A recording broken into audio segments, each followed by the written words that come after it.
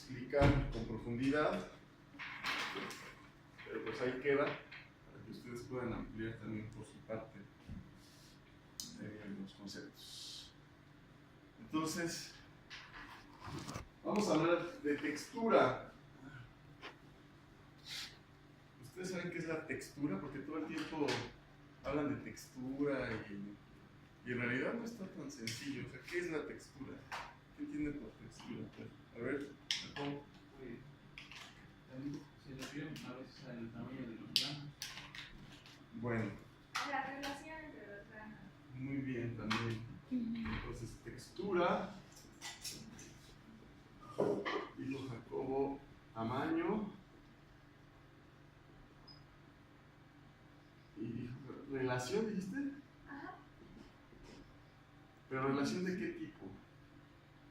Pues, en relación, bueno, yo decía en relación como en general y en relación entraría el tamaño de los granos, la forma entre ellos. La forma. Los límites entre ellos. Ok, entonces estás hablando más bien como de una relación espacial. Ajá. O geométrica, ¿no? Muy bien. No, bueno, pues ustedes ya tienen el concepto mejor, eso dónde se los explicaron. ¿En general? ¿Ah, sí? Muy bien. Pues qué bueno que se lo están explicando porque a veces queda medio ambiguo. Pero hay otros conceptos, por ejemplo, textura es un concepto, pero hay en algunos textos y algunos compañeros que usan el término fábrica. ¿Lo han escuchado? Incluso saben como que lo aplican mucho los estructurólogos. Y se refiere a este arreglo espacial, se refiere al arreglo espacial, pero sobre todo cuando hay ciertos patrones geométricos, es decir, cierta orientación. Por eso lo aplican mucho los estructurólogos. A mí no me gusta, yo no lo empleo porque viene de una traducción literal del término en inglés, fabric, ¿no? Pero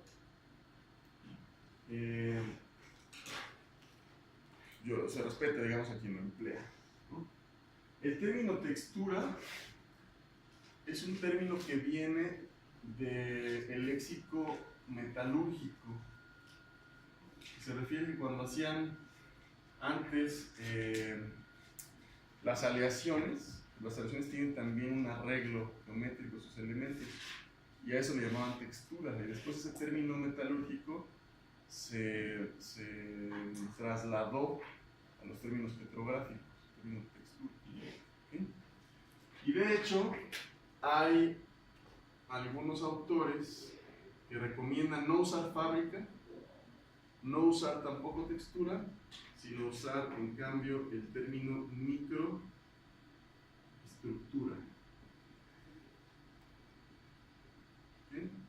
Que engloba todo eso, es decir, que engloba todos los aspectos de relaciones de elementos en una roca, su arreglo espacial, su tamaño, sus formas, estructuras de deformación, estructuras magmáticas, estructuras de todo tipo, primarias y secundarias, a nivel microscópico, ¿sí? A nivel de cristales, de grano a grano.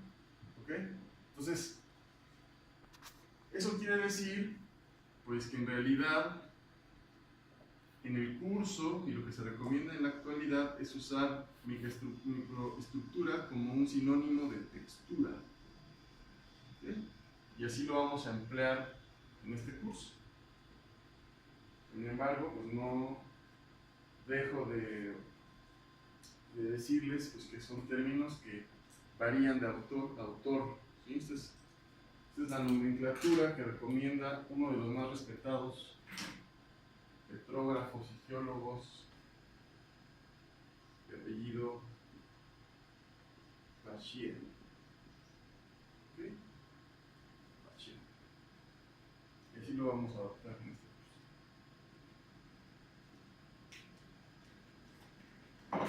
Bueno, entonces decíamos que es la textura. Entonces, con una definición así sencilla, es la forma y el tamaño en los cuales se presentan los cristales en una roca, así como el modo en el que están relacionados unos con otros. ¿Okay? Ahí hablamos entonces de, voy a aprenderla otra vez porque es muy importante. Entonces ahí hablamos nuevamente de forma, de tamaño, lo que decía, y también de relación espacial. ¿Okay? Y se utiliza para describir las rocas. Y lo más importante que tienen que tener claro, que ustedes ya lo vieron y lo están manejando desde la parte de petrología ígnea, que la textura es dependiente de los procesos que dan lugar a la roca. Por esa razón, si sabemos interpretar la textura, podemos acercarnos a los procesos que dan origen a la roca. Esa es la importancia, no nada más porque sea bonita o compleja, sino que refleja directamente esos procesos, ¿no? En rocas magmáticas, pues el proceso de cristalización y enfriamiento, en el caso de rocas metamórficas, puede reflejar la herencia del protolito, el proceso metamórfico prógrado y además el metamorfismo retrógrado. O sea, es todavía más complejo que en rocas magmáticas. Y no sé si lo voy a apagar para que se vea mejor. Las texturas de las rocas metamórficas en particular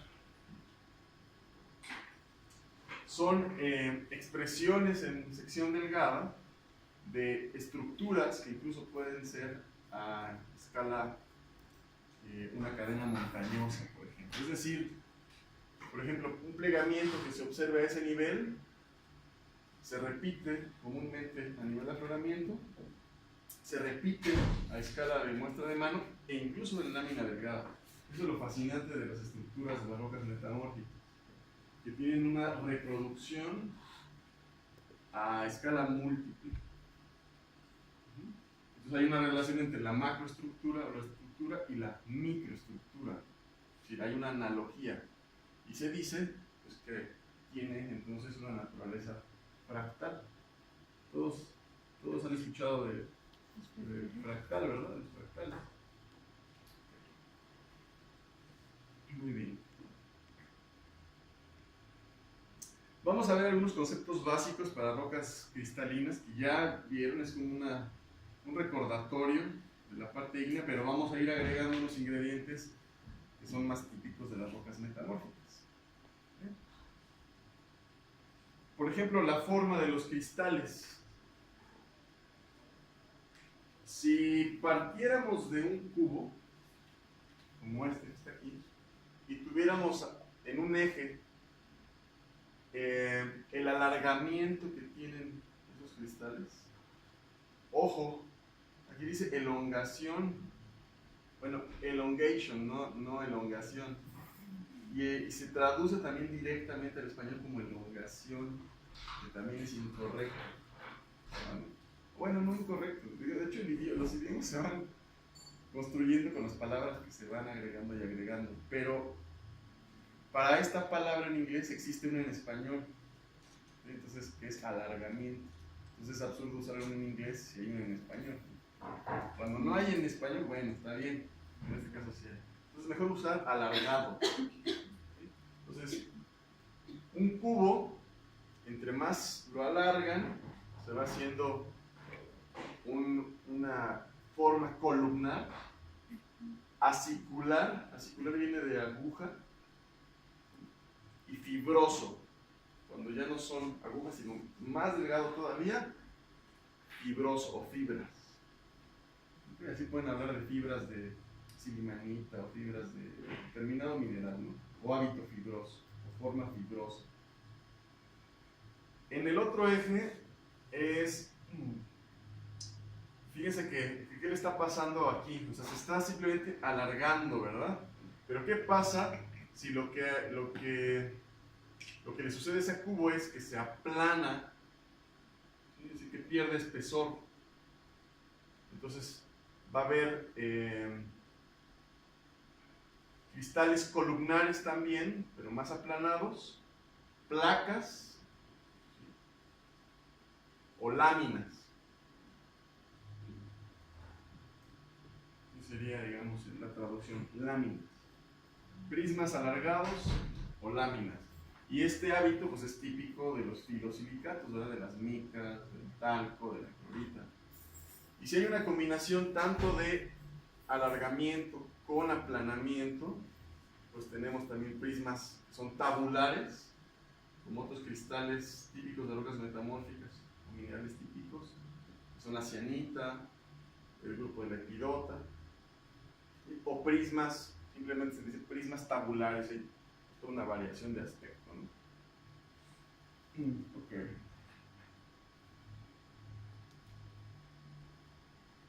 Eso respecto a la forma. Acuérdense que estamos viendo texturas, forma, tamaño y arreglo. Entonces, esto se refiere a la forma. Ahora, también se utilizan los términos que están ahí, que es euedral. ¿Ya habían escuchado eso de euedral y anedral? ¿A qué se refiere euedral? ¿Qué es euedral? Pues se refiere a cuando un cristal desarrolla caras muy propios de su cristal. Ok, eso es lo que decíamos, ¿no? Decíamos eu es bien, edral se refiere a forma, buena forma, ¿no? Y anedral, pero hay otros términos también, por ejemplo, idioblástico, ¿esos términos los conocen? Idioblástico, ipidioblástico y xenoblástico. Bueno, esos términos también se emplean. Pero eso se refiere ya en general, ¿no? Si todos los minerales tienen formas euedrales. Se refiere sobre todo, o sea, euedral y anedral, eso lo vamos a escribir aquí. Se refiere sobre todo a rocas ígneas. Se aplica para todo, voy a aprender a luchar. Pero en rocas metamórficas se van a dar cuenta ustedes que se emplea mucho el término blasto. ¿Sí? Y blasto viene de semilla, que significa que se toma como que crece como una semilla, después de una semilla, ¿no? Una semillita y crece. Eso significa blasto. Entonces, los términos... Exactamente. Entonces, idio significa bien, idio plástico, ¿no? Ipidio blástico, idioblástico es, pues ahí más o menos, ¿no? O sea, es como un subedral. ¿Okay? Y seno con X, es muy fácil.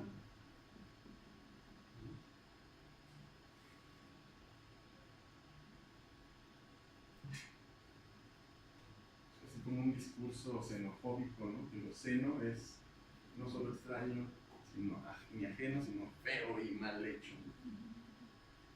Un discurso trompista. Xenoplástico. ¿Ok? Entonces de ahí viene. ¿Sí? Idio, o sea, les voy a poner aquí el equivalente a euedral, el equivalente a subedral y el equivalente a anedral.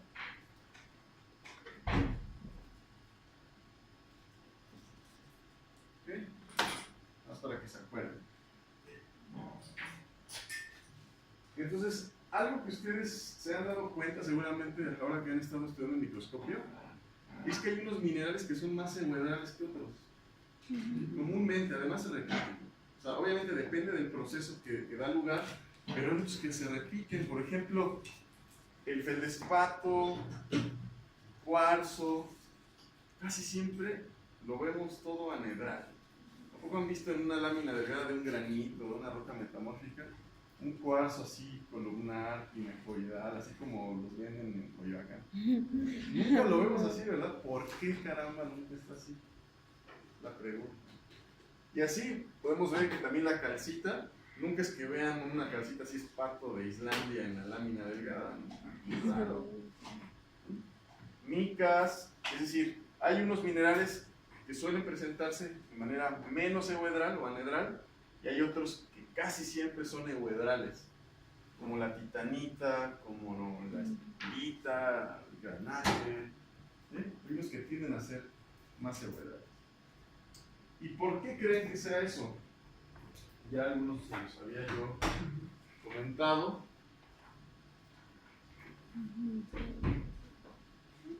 Se debe sobre todo a lo que le llaman energía de superficie. Entonces, la energía de superficie no tiene que ver con la dureza de los cristales, ¿sí? Tiene que ver más con el arreglo molecular que tienen. Entonces hay algunos minerales que tienen mayor energía de superficie y tienden a determinar la forma de los otros minerales con los que están creciendo, ¿sí? Entonces, por ejemplo, en esta imagen, digamos este arreglo de 3 cristales distintos, 2 son del mismo mineral A, azul, y otro cristal B. Pues imagínense que hay recristalización estática. ¿Se acuerdan de cómo se da la cristalización estática? Hay una tendencia a disminuir, esa es la pregunta del examen, a disminuir el área de los cristales para formar arreglos poligonales. Y entonces, si los 3 minerales tienen la misma energía de superficie, entonces el ángulo que se forma va a ser un ángulo de 120 grados. 120 grados por 3 pues son 360 grados, es decir, el mismo ángulo. ¿Dónde se va a ver eso? Pues sobre todo en arreglos, por ejemplo, como el cuarzo, monominerales, o de pura horblenda, es decir, como es el mismo mineral, tiene la misma energía de superficie, y van a hacer arreglos perfectamente poligonales de 120 grados. ¿Sí? Pero ¿qué pasa cuando uno de los minerales, en este caso B, tiene menor energía de superficie? Pues que los que van a ganar en el momento de la recristalización o de la cristalización van a ser los minerales A, van a ganar área, digamos, ¿okay? Mientras que el B va a ser desplazado, por así decirlo, porque es más débil, ¿okay? Y por lo tanto, el ángulo que se va a formar es el ángulo que le llaman, en inglés se escribe aquí, y yo he visto algunas traducciones en español que le llaman diédrico, ¿okay? Ángulo diédrico. ¿Okay? Entonces el ángulo en este caso pues va a ser menos de 120 grados. ¿Okay?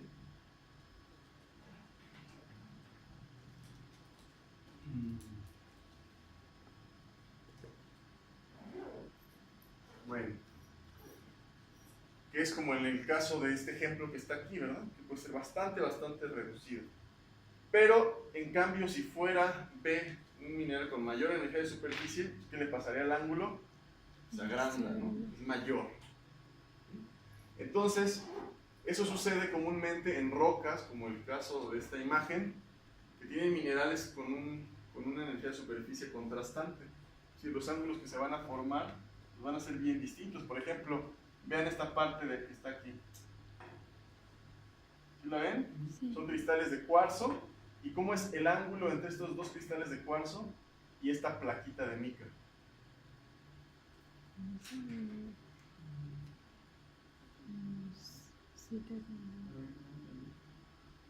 Casi. Ajá. O sea, se agranda tanto que ya es, pues, digamos, 180, ¿no? Eso quiere decir que ¿cuál de esos minerales, la mica o el cuarzo, tiene mayor energía de superficie? La mica. Entonces, pongan mucha atención cuando vean las secciones delgadas. Las micas comúnmente controlan la forma de los demás cristales. Son plaquitas así, como si estuvieran encima de lo demás, pero no es que estén encima de lo demás, sino que están determinando cómo recristalizan y cómo se forman los otros, ¿no? Pero igual es como el momento en el que empiezan a cristalizar, porque no todos los minerales cristalizan al mismo tiempo. No, Tal vez Exacto. empieza a cristalizar cierto mineral y ese toma tiene como una forma euedral y al final, por ejemplo, el cuarzo pues tiene que quedarse con los intersticios, ¿sí? Porque es el único lugar que le queda y no es como... Sí, en el caso de un sistema magmático es más fácil pensarlo así, ¿no? Porque hay una componente fluida, ¿no? Pero en el caso de los procesos metamórficos que se llevan a cabo en estado sólido, y muchas veces hay crecimiento simultáneo también, pues se da ese tipo de fenómenos, ¿no? Cuando un mineral en una roca magmática, en una roca metamórfica crece después, eso implica reacción de la misma roca. Entonces se ven texturas más bien de reacción, que vamos a ver más adelante. Sí, es distinto. Y tienen que entender que en una roca magmática hay cristales y hay un líquido, y hay una interacción entre líquidos, por así decirlo, entre un fluido tipo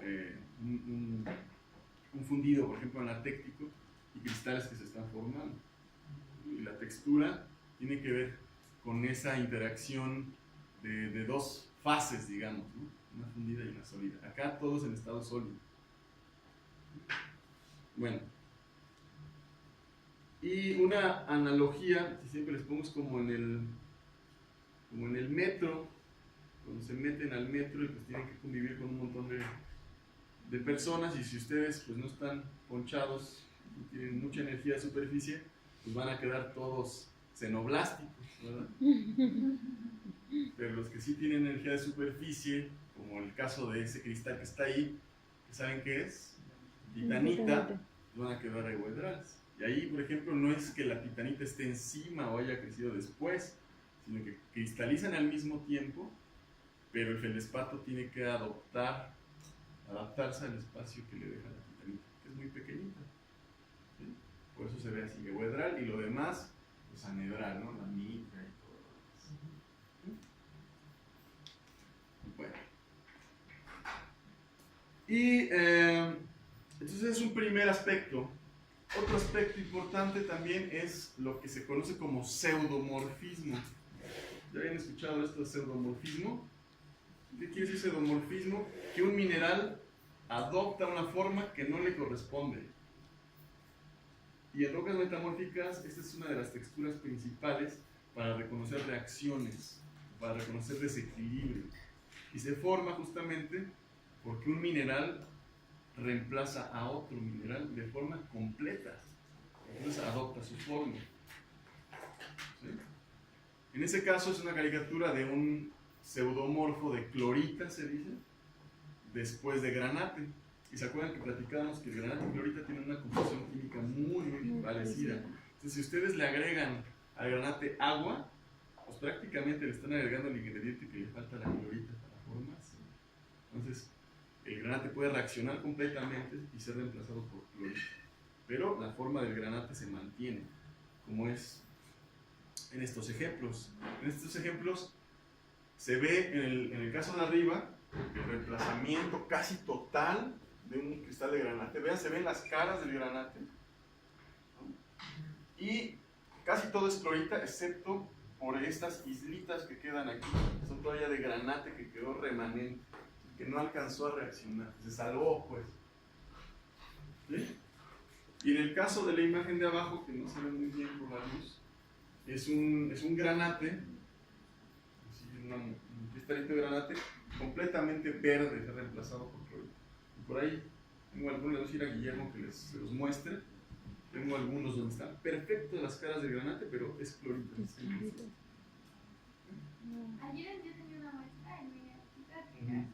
Bueno, era incoloro y se veía como la forma definida de la mineral.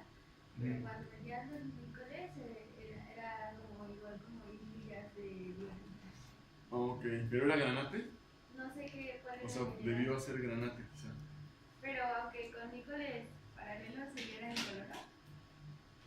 Sí, porque digo, hay minerales que reemplazan, por ejemplo, micas, o sea, y las arcillas reemplazan a los feldespatos. Entonces a veces tú ves la forma así del feldespato y resulta que no, que es pura arcilla.